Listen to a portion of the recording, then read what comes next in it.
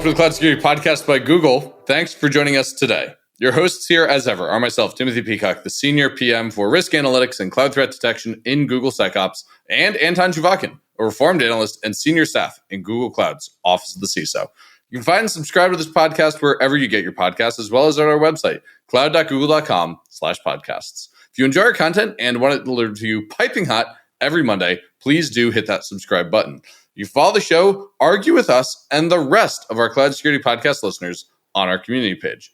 Anton, this is a fun episode because it's just us. What do we say in an intro when it's just us? This one is, well, we can have banter and then they're going to have more banter. We can talk about how brilliant the guests are, perhaps. We can do that. And no. You know what? What do we do? Remember how this episode ended. How did it end? We tricked each other. We did? With the closing questions. Oh, that's true, listeners. You can watch us be completely unprepared for something we've inflicted on over 170 people so far. You would think we'd be ready, and yet we were not. And so maybe without any further ado, wait for our foolishness till the end. Let's turn it over to ourselves? That sounds kind of funny, but yes, let's do that. Turn it over to us. Listeners, welcome back for our final live stream podcast of Google Cloud Next 2024. Anton and I have survived the desert. We've survived the joys of Vegas, and we have an exciting wrap-up to go through right now. We survived wearing jackets for a day. By the way, even wore a jacket for a day. Look at us. We wear jackets. The Googlers don't do that. No, these are toxic to Googlers. We're actually going to have to go get therapy for our exposure later. But what I want to start out with is something I'm very proud of, which is something we invented together here at this table. The word freature. What is a freature? Freature is a feature that introduces so much friction by nature of its existence that it becomes almost not worth having the feature. So it's a friction-heavy feature. Could you use it in a sentence? Let me think about it. So, this button here to control whatever in this product, it's more of a freature because even though it produces the effect, it's so hard to use and so many other things need to happen, then it's essentially a freature. A freature. So we're very proud of this coinage. I think it's a good word. I encourage everybody to use it. Freature. Freature. Speaking of things that are not freatures, no. We talked about a lot of launches. Our marketing people don't listen to the podcast. We know that. Because we've made jokes about marketing and nobody ever called us on this. That's true. Yeah, so we're pretty safe here, I think. Yeah, we're safe here. But there are some good launches. We launched SEC Enterprise. SEC Enterprise is kind of amazing because it officially made a lot of our security a lot more multi-cloud. Yes. What did it do? It made Security Command Center, both its left hand of posture, misconfig, vulnerability, and its right hand of threat detection, apply not just to GCP, but AWS and soon Azure as well. Yes. And it did that by bringing in Chronicle Security Operations as part of your CNAPP experience. And so with apologies to Neil McDonald, I think what we're witnessing is the birth of Gen 3 CNAPP. I'm cringing here. I'm sorry. It's my first day as an analyst. It's your first day as an analyst, but you have to kind of have at least Gen 1.5 first before you really go to 2. Gen 1 was Prisma, which was just a bunch of stuff glued together. Gen 2 is Wiz, and Gen 3 is SEC Enterprise because it comes with the security operations suite as a core part of the offering. I think that you should look for a job in marketing, but then again, wait a second, PMs pay more, so maybe not. That's right. No, I'm going to say where I am. Thank you. Other launches. Okay, other launches. What else have we got? I think that applied threat intel, it actually sounds kind of like basic and obvious. Sure, we have threat intel. Sure, we applied. But ultimately, my ex-analyst life taught me that a lot of people get threat intel, and then they sort of don't know how to profit. And, well, we've talked about where they read it. Or they do it for entertainment. Yes. Yeah. So the tricky part is that using it in a product, everybody says, yeah, sure, I have feeds, they go into my SIEM, there are detections. But there's a lot more work that's needed for it to actually be real. Yes. And I feel like our implementation of applied threat intel is actually makes intel come to life and deliver value. And yes, now I know I sound like marketing now, but it's also very clear. Anton, I encourage you to get a marketing job, except OCISO presumably pays better. Yeah, there's that. But it's the... Apologies to the marketing people we know don't listen to the show. Who are not listening, yes. That's why it's pretty safe. The point is that it's genuinely more effective than just here's a feed, stick it into my SIEM. Yes. And a lot of engineering work, not marketing, went into actually shaping it to do that. Yes. Yes. And then I think Chrome did something quite amazing. Yeah. What did Chrome do? Yeah. I guess the incorporation of all this zero trust stuff right into the browser. I mean, their naming probably not my favorite because now there's Chrome, Enterprise Premium. Enterprise Premium. Enterprise Premium. Yeah, Yikes. exactly. But you had a product called Security Command Center Premium, so it's kind of partially we've your now fault. renamed to Command Center Enterprise. And now the next version will be Enterprise Premium, so it's kind of like Chrome. No. The next version will be Enterprise Plus. Thank you very much. That's not better. Well, listeners, it's hard to name things. My parents struggled so much with naming, they named me after a dog. Fun fact. So kind of like Indiana Jones. Yeah. Okay, but that's an epic. That's epic DNA to have in your name. I'll take it. That's the nice thing anybody's ever said about that. So we had a bunch of launches. We had some sessions. You and I each had a session. We talked about your session this morning. I had my session in between then and now. That was fun. It was my 5th SCC session at Next. Not on this Next, across all the Nexts, All right? the Nexts. All the previous Nexts, which is a fun phrase. But the good news is I didn't have to do the demo today, listeners, so I slept like a baby. I woke up feeling serene, and I'm a happy camper because the demo went great, and I had nothing to do with it. By magic. By magic. I'm Not pretty by sure magic. a little LLM By my knows. colleague Jason doing a great job. Thank you, Jason, wherever you are. Thank you. So sessions were good. I think that our guest sessions, right? We did the session from our Tuesday guest, right? Yep. Payal was about SecOps and AI, and I wouldn't say grilled, but we got some really good responses from her based on the use cases. I think we're Yes. kind of slowly moving to reflecting on our podcast episodes, right? Because this is the 4th, so we did one on SecOps, one on AI, and one on cloud security, which is coincidentally how I spend most of my time, these 3 things. Me too, yeah. That's weird. Like, I bet we were a little biased maybe, but like we reinforced each other's bias in picking these sessions. We didn't have anything on HSMs. No. Are those interesting? No. Listeners, if you want to hear about HSMs, let us know in the comments. We are now silent because we're waiting for those comments to immediately show up because Which people are not going to show up. No, they're not going to show up. There was also a session which we haven't attended on SecLM. They Yes. actually did run it, and I've heard some good news about it. I heard the demo was excellent. Yes. Yes. And I think, listeners, if you're curious about SecLM, stay tuned. We'll have more content about that soon. Yes. Yeah. I've seen some interesting stuff on the floor. Oh, yes. We were doing our normal, kind of like our standard wandering the floor of the event. Which we do usually at RSA. Yes, correct. This is our first time doing it at Next. Did you not do it last year?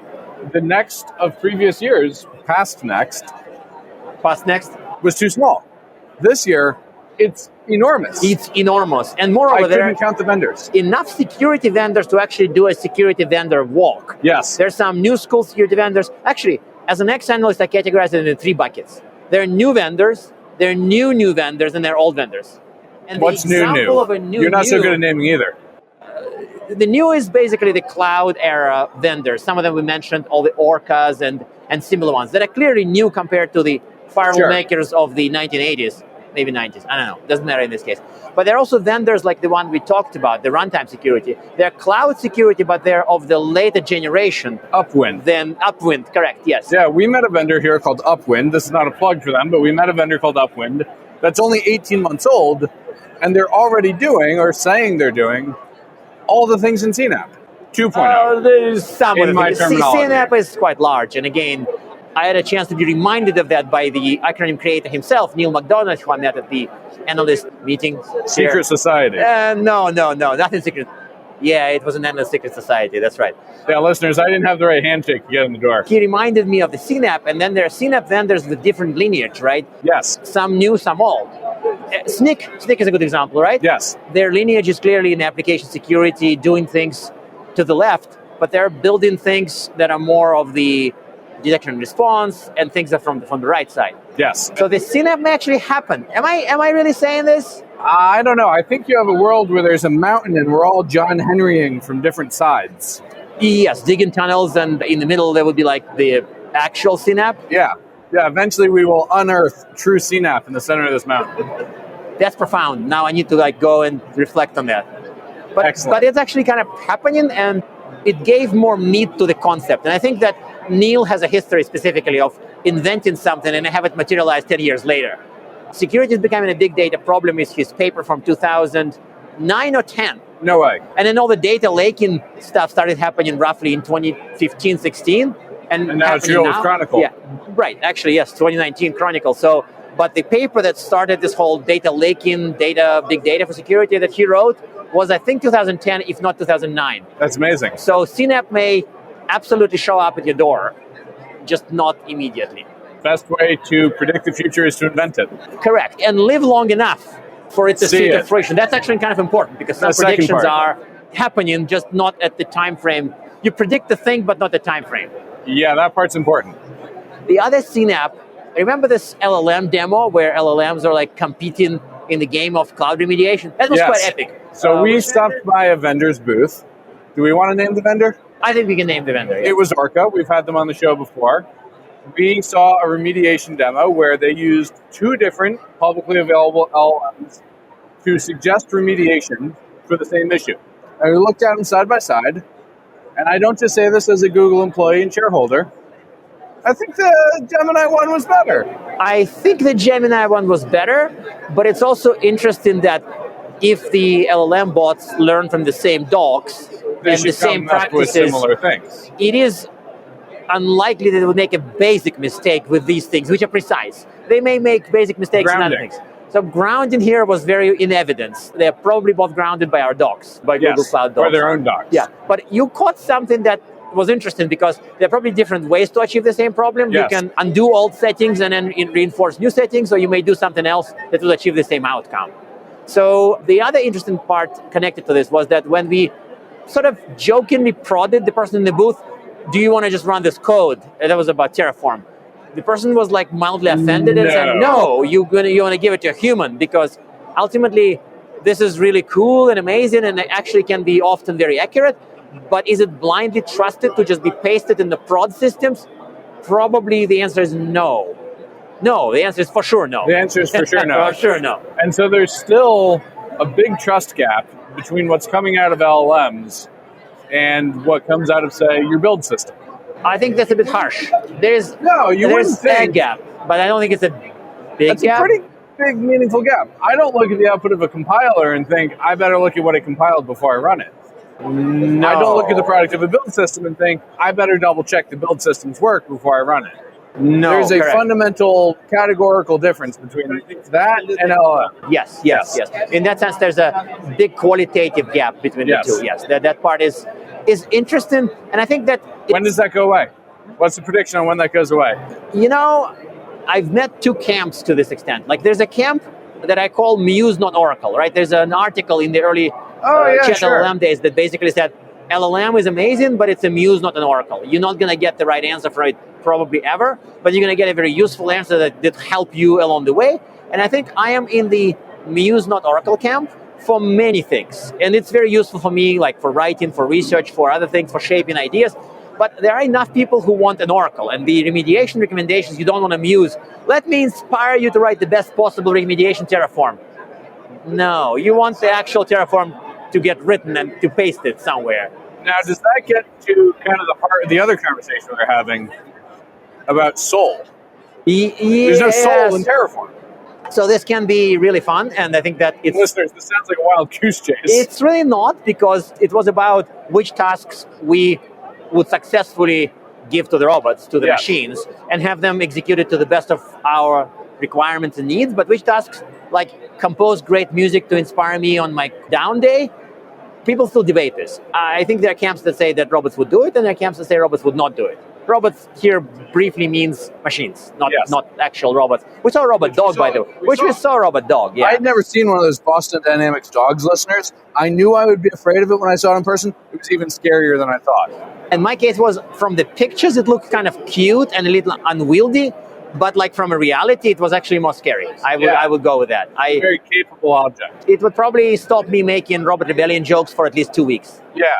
It's scary the same way like a snowblower or a lawnmower is scary. It's obviously lawnmower is not scary. If it runs you up. Have you not watched Mad Men? Yeah, okay, fine. Now it's scary. Guy walks into an ad agency. Yes, so it's a little scary from that point of view. But yes. Like, it's a long detour from our topic, but I think that if some of the paper attacks and some of the like digital IT stuff starts affecting the physical world, think about the jailbreak on the Robot Dog. You could use it to break out of jail. Oh, cool. Jailbreak to have Robot Dog break you out of jail. That's profound. No, it's not. Okay. No. 20, I think we've been on the show 2029? floor a long time, listeners. We think things are profound. They're not profound. Yes, I exaggerate. Yes. But definitely food for thought. Food for thought, indeed. What about the cloud island? That's also food for thought. Yeah. I think we are down to fun ideas we had while doing Next. Yes. So Cloud Island. Is cloud security possible to safely treat as an island? Or should cloud security be a peninsula? And have we seen historic examples of other security islands which themselves were tectonically merged into the bulk of the mainland? And to try to simplify and summarize what Tim said. What the fuck did Tim just say? Yeah, well, to try to summarize, I didn't I'll do an LLM on your speech. Like a lot of people some people hinted to us that maybe cloud security isn't a thing. And we were like, what do you mean not a thing? We have a whole podcast called Cloud Security we started a podcast. It's clearly a thing. And they said, no, it's not a thing, because if, as Mandian people pointed out in our podcast here, if your on-premise Active Directory is hacked, your cloud is hosed. Yes. So your cloud security is Not an island. essentially hijacked by a broken on-premise component. But then have you failed at cloud security? If it were an island, you can't fail Over there, except for here. have it be attacked over here. But if you often fail with Active Directory, always fail, your cloud is subjected to a lot of torture as a result. So if cloud is truly an island, that wouldn't be happening. So they kind of reminded us that maybe a lot of cloud security things aren't cloud security. It's just security that happens to include cloud. Can we rename the podcast to Security Podcast Including Cloud in Many Cases by Google? No? That would Yes? get through naming committee because it's accurate and descriptive. Yes, if we can Yes. instance cloud security is not a thing, then the naming team would withdraw the approval of the cloud security podcast name, and we have to be named Security Podcast, Sometimes about including cloud. cloud by Google. That's not very enticing. I think the other sort of interesting question that pops out of that, though, is if you look historically at land masses which were isolated, and then through sea level change or tectonic action joined up with land masses otherwise, bad things happen to the native flora and fauna. Of the island, not of the Of the continent. island. Yeah. What happens to the cloud security, flora and fauna, as it merges back into the mainland? I can tell you one failure scenario, which is the reasons why initially I argued against cloud security is not a thing. It's just because some people who believe that it's not a separate thing, sometimes are the people who want to go back to the 90s data centers and basically run CloudSec as they run NetSec, EndpointSec. They want to run agents everywhere. They want to do firewalls. They want to do everything they've done in the past because they say, wait a second, you convinced me cloud security is not a thing. Then there's nothing new. Then I'll just do what I did 20 years ago. So and that's a failure mode. Is our beautiful era of agentless security going to come to an end? No, because I think that's Oh. a corrupted version of cloud is not a thing.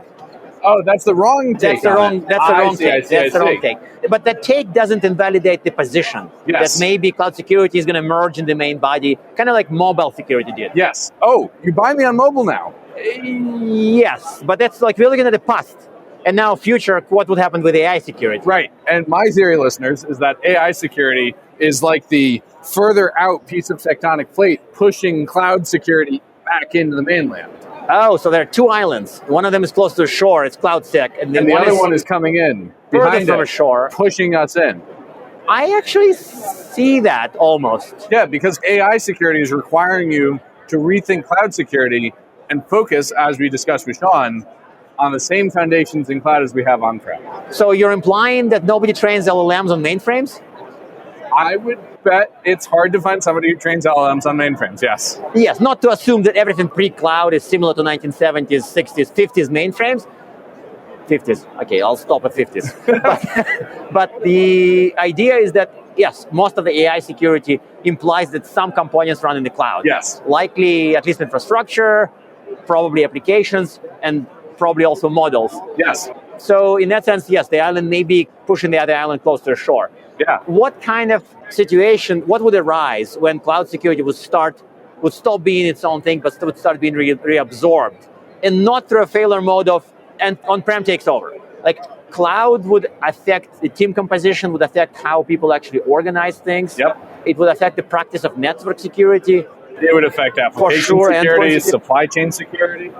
Supply chain, data security for sure, Yeah. because data security would probably morph less, right? Like it's Yeah, more the fundamentals there seem pretty fixed.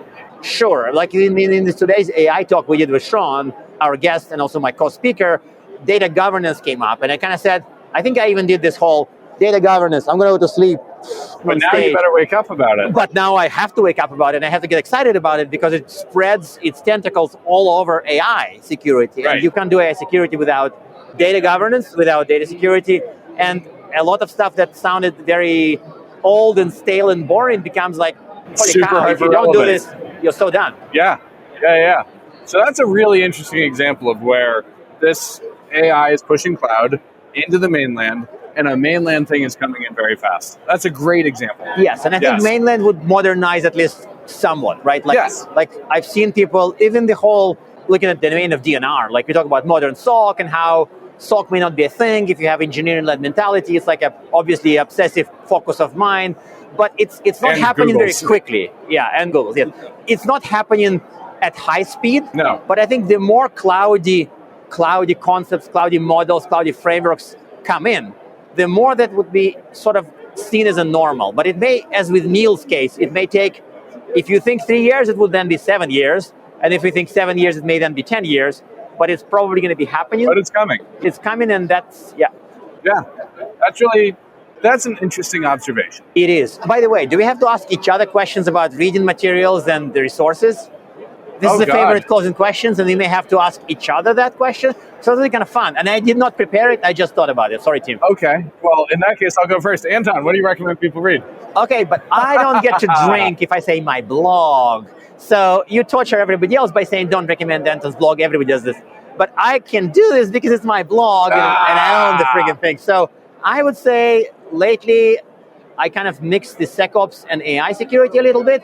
I'm a lot more careful with AI security because of being a sensitive topic and all that. But ultimately, a lot of the transformation changes affecting security by cloud, by other modernization efforts, is kind of fun, not only SOC. So to me, I'll just point you at some of the detection engineering posts. But okay, fine, I'll do something else, not just that. Okay, now I'm going to suffer because that's when I did think about it immediately. Okay, actually, I have some peculiar piece of reading. Strangely enough, I've been trying to learn more about IAM.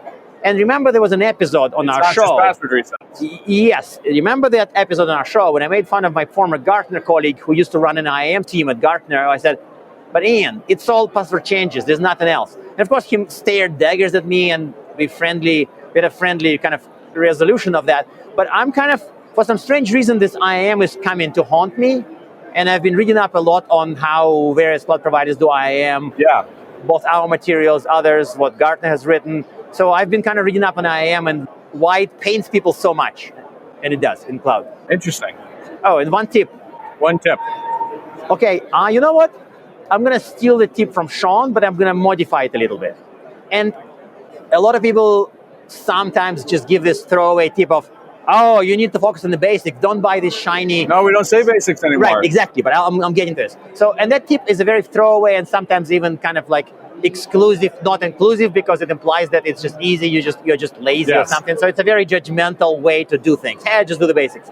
And even saying the version that Sean took is do the fundamentals first is good, but also it's not very specific. But I think that I would turn this into the following. If you have a choice of picking a random, cool, exciting piece of new tech that promises a new way for solving a problem. Yeah. And you can dedicate time and money to this. Or you have a known piece of more traditional security advice that you sort of need to know, need to do, but haven't. My tip would be try to intelligently pick the second and not the first. I'm not trying to be anti-capitalist, anti-startup. I'm just trying to double down on the fundamentals. And sometimes, as I think one of us said at the previous podcast, it's not about fixing the foundations. It's not about fixing the wall. Some of the startups is about the new paint for the roof. You may not need that. You do need the solid building. So supply chain, a few other things that are more of the bottom of the stack stuff, better get attention. I don't think in roof paint our way to security. I think we love have to that. do the basics. I said the basics. Fine. Fundamentals, foundational things. Yes. So, Tim, favorite reading and one tip. And of course, I have to warn you, don't offer my blog as reading. And listeners, this is funny to hear Anton do this, not only because he's asking me, but because it's almost always my job to ask that question. I will say recommended reading. I'm going to go out of left field. I'm going to recommend The Left Hand of Darkness by Ursula Le Guin. Oh, Ursula Le Guin. Science fiction for everybody, but really, really wonderful science fiction. I like some of her books. I don't think I read this one. So at least for me, Very good. it's gonna go on my to-do list to read Very this. good, very good. And then a tip. It's funny, you actually stole the tip I was going to give. Oh. Foundations. Give you a version of that tip. It's fine. No. It's okay. I think what I want to give people the advice is to stay curious and not think that you actually have the answers to this stuff. Because what I've learned in the last 6 years at Google is that this stuff changes in ways that you wouldn't imagine. And I wouldn't have guessed that AI emerging would push cloud closer into traditional stuff. That insight we've had today, deeply surprising to me. And if I was not staying curious in this role, I never would have seen it. And it's also genuinely, it has this unique combination of not obvious right before and sort of ringing true right after, Yes. which I think all the best insights are. Yes. So with that, listeners, thank you for joining us for a couple of next live streams. We're going to do our best to get these turned into proper episodes that we put into the channel. Worst case, you'll find them on YouTube. Best case, you'll find them in your podcasting app Monday morning, piping hot because you hit that subscribe button. Thanks so much for joining us today. And now we are at time. Thank you very much for listening and, of course, for subscribing. You can find this podcast at Google Podcasts, Apple Podcasts, Spotify, or wherever else you get your podcasts. Also, you can find us at our website, cloud.withgoogle.com/cloudsecurity/podcast. Please subscribe so that you don't miss episodes. You can follow us on Twitter, twitter.com/cloudsecpodcast. Your hosts are also on Twitter at Anton_Chuvakin and _Tim Peacock. Tweet at us, email us, argue with us, and if you like or hate what we hear, we can invite you to the next episode. See you on the next Cloud Security Podcast episode.